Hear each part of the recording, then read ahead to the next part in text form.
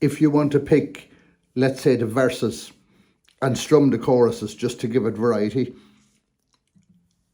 you have two choices. You can pick with about quarter of the plectrum, or you can use your fingers. It's difficult enough when you're learning guitar to be able to go from E minor to G to D to A sus2, to be able to keep it all going like that. A better idea would be to get to E minor only and practice the E minor. Just keep repeating. And as soon as you think you have it, practice the G chord. And keep repeating the G.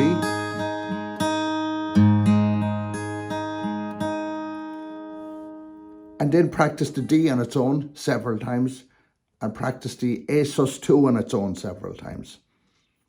Then you could try putting two of the chords together.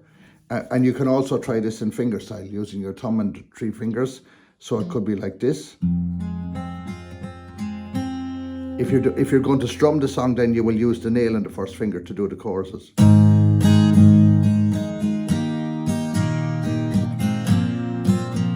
back to picking for the next verse. So I would tend to pick the verses, and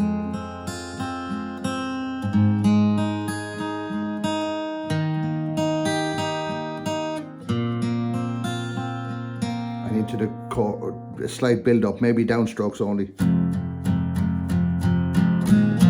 for the pre-chorus.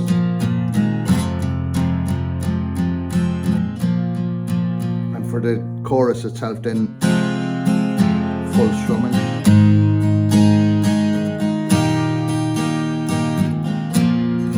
And back to the next verse. That gives it nice variety. But if you want, you can strum the song the whole way through, or you can pick it the whole way through, and you can mix and match loads of different ways, and everything is musically correct.